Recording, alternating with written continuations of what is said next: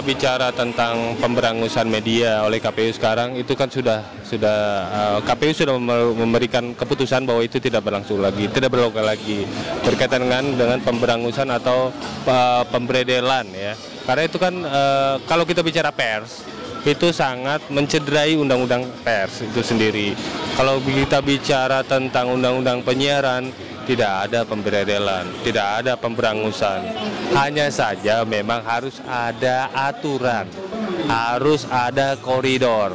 Karena bukan kita mengada-ngada, tapi kita bisa lihat bahwa pemilik media sekarang berpolitik. Nah, berkaitan dengan pemilik media berpolitik, kita harus ingat bahwa media adalah sarana publik, tidak digunakan untuk kepentingan kelompok ataupun golongan. Itu saja. Memang harus diatur, tapi kalau sampai pemberangusan saya sendiri tidak setuju. Seperti itu. Oke.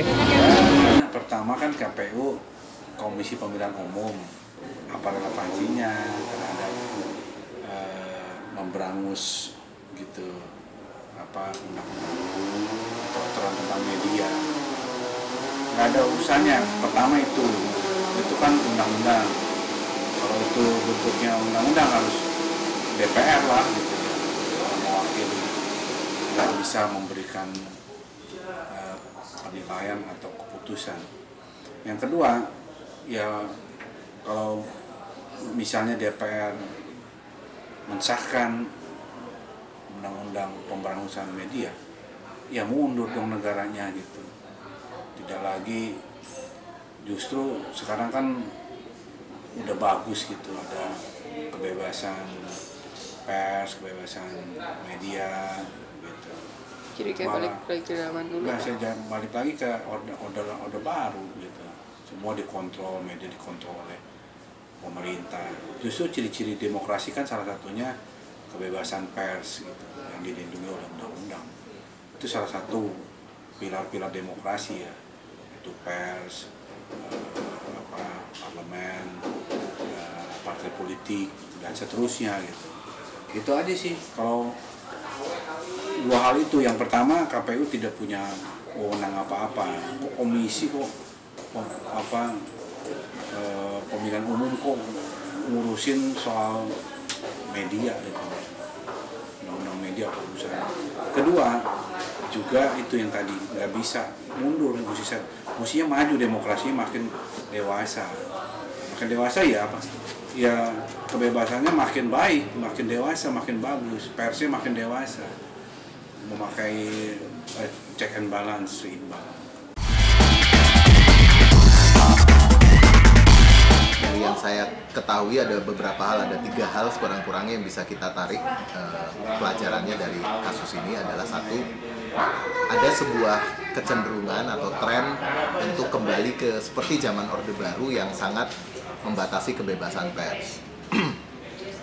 Dan lalu dari pasal pemberangusan media ini, kalau dulu kan namanya nanti ada penutupan itu ya, nanti media itu ditutup, disegel dan tidak boleh beroperasi lagi. Itu persis seperti zaman di Bredel, persis seperti pada zaman dulu Menteri Penerangannya Pak Armoko.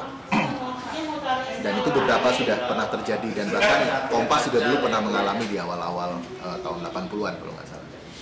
Nah, apakah memang trennya akan mengarah ke situ, pemberangusan itu, atau nama lain dari pemberedelan media pada zaman Orde Baru? Itu kita masih harus lihat lagi. Yang kedua, patut dipertanyakan apakah keluarnya pasal itu merupakan suatu tindakan self-defensif dari KPU yang nampaknya kurang bisa mengelola secara baik seleksi partai yang diloloskan untuk boleh ikut pemilu 2014. Kita juga bisa mempertanyakan kaitannya dengan poin tersebut.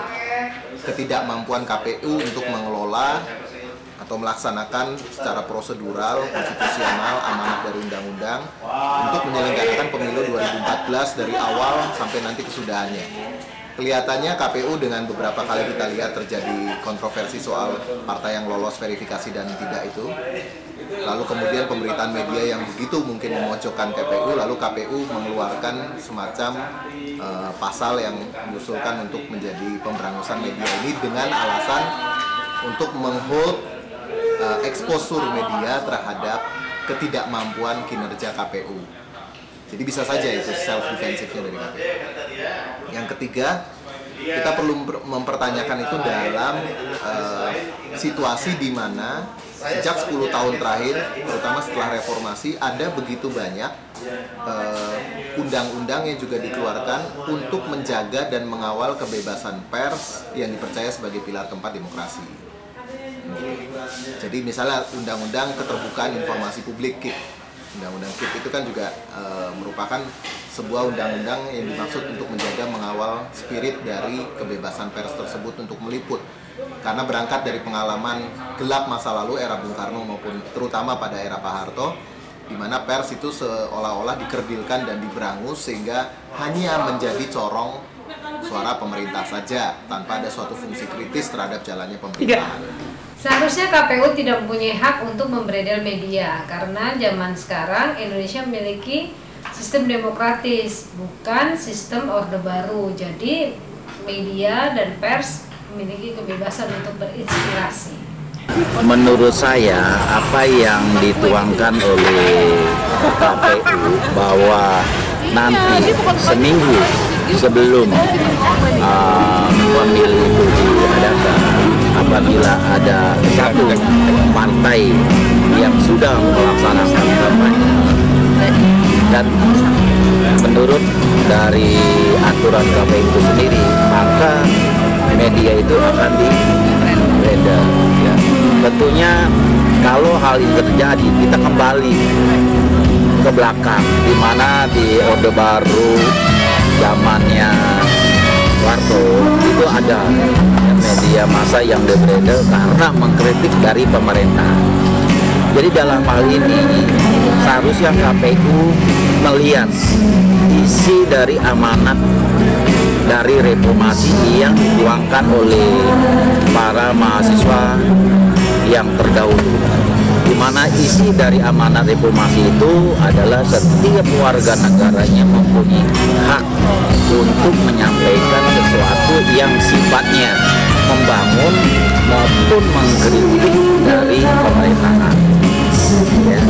Jadi dalam hal pemberedaran yang dilakukan oleh KPU ini sudah tidak sesuai lagi dengan amanat yang sudah diatur oleh undang-undang tentang amanat yang ada di reformasi. Ya, menurut saya sih masalah pemberedaran media, kalau kita lihat dari dua sisi, mungkin kalau menurut KPU itu supaya masyarakat itu tidak terlalu didoktrin oleh media tentang calon-calon yang akan mereka pilih. Itu mungkin maksudnya. Tapi kalau dari KPU yang ingin memberedel media itu ya jelas-jelas yaitu menyimpang dari reformasi yang ada. Maksudnya itu mereka, hak-hak mereka untuk memberitakan sesuatu itu jelas-jelas ya tidak sesuai dengan reformasi lah. Jadi sebagai masyarakat ya saya tidak setuju lah kalau tentang pemberedelan media itu. Yang intinya kita tuh sebagai masyarakat yang inginnya lah supaya damai aja lah, tidak ada sesuatu yang menyebabkan terjadinya kekacauan, apalagi ini kan mengenai press media yang tentunya kita harus lebih berhati-hati lah masalah pemberedelan itu, karena masyarakat pun tahu segala sesuatunya tuh dari media. Jadi untuk soal pemberedelan itu kita jelas-jelas tidak setuju lah kalau untuk pemberedelan media itu. Menurut gue soal pasal pemberantasan media oleh KPU, buat gue itu kayak satu hal yang gak penting ya. Kenapa?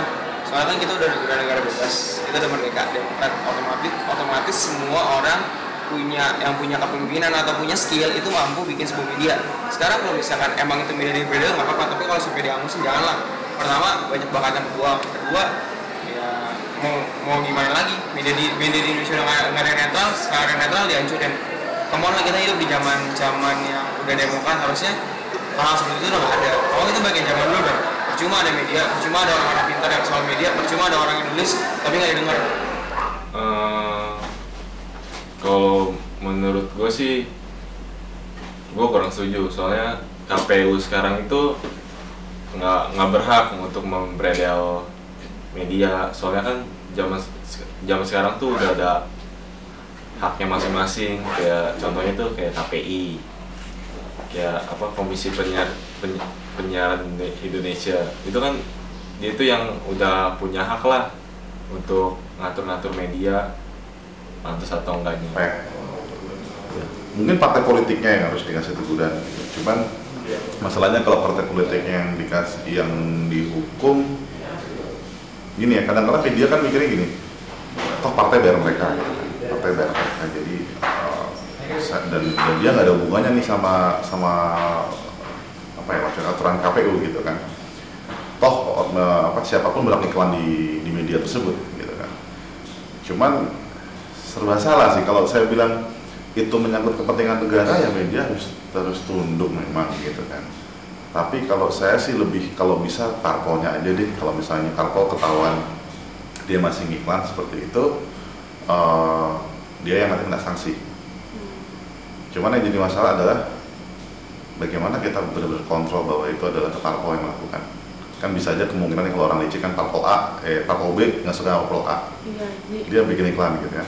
Jadi seolah parpol A ngiklan, ya kan. Jadi memang mau nggak mau mungkin KPU bikin peraturan itu biar mengunci. Jadi medianya aja yang dibikin nggak asal terima iklan kayak gitu.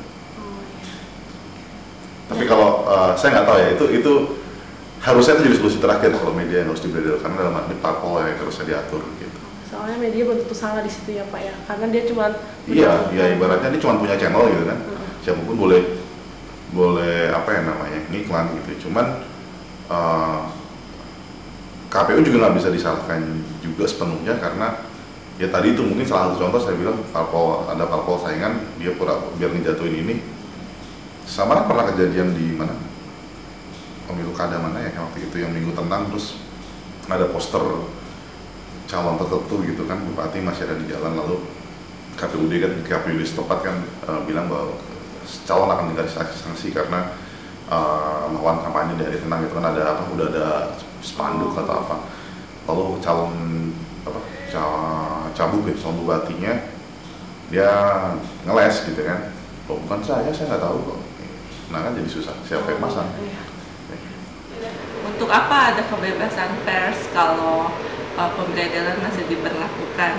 Jadi percuma dong ada kebebasan pers tapi pembredelan masih diberlangsungkan. Kalau gitu kebebasan pers lebih baik dihapuskan saja.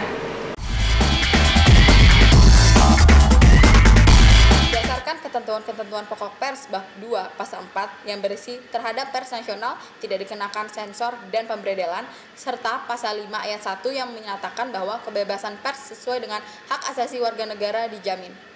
Dari pasal pokok tersebut kita mendapatkan 3 poin penting. 1. Yang berarti bahwa pemberangusan pers oleh KPU telah melanggar ketentuan bukan dari situ dong. Berdasarkan ketentuan pokok pers bab 2 pasal 4 terhadap pers nasional tidak dikenakan sensor dan pembredelan, dan terhadap pasal 5 yang ayat 1 yang berisi kebebasan pers sesuai dengan hak asasi warga negara dijamin. Dari pasal tersebut kita mendapatkan satu poin penting yang berarti bahwa pemberangusan pers oleh KPU telah melanggar ketentuan pokok pers tersebut. Selain itu, kita juga bisa mendapatkan 2 poin lainnya dari opini-opini yang telah kita dengarkan dari publik. Pertama, pasal pemberangusan yang dicanangkan oleh KPU seakan membawa kita kembali ke masa Orde Baru, di mana semua terpusat di pemerintahan, dan bahwa fungsi media bukanlah untuk sebagai penghubung pemerintahan dan masyarakat, namun sebagai alat pemerintahan. Nah, yang ketiga, bukan pada koridornya lah KPU mencanangkan pasal pemberangusan tersebut. Namun, memang pada dasarnya tetap dibutuhkan batasan-batasan dalam kampanye di media. Karena seperti kita ketahui sekarang, kepemilikan media oleh politisi Indonesia bisa menyebabkan penyimpangan dalam kampanye. Jadi, sekian dari kami. Terima kasih.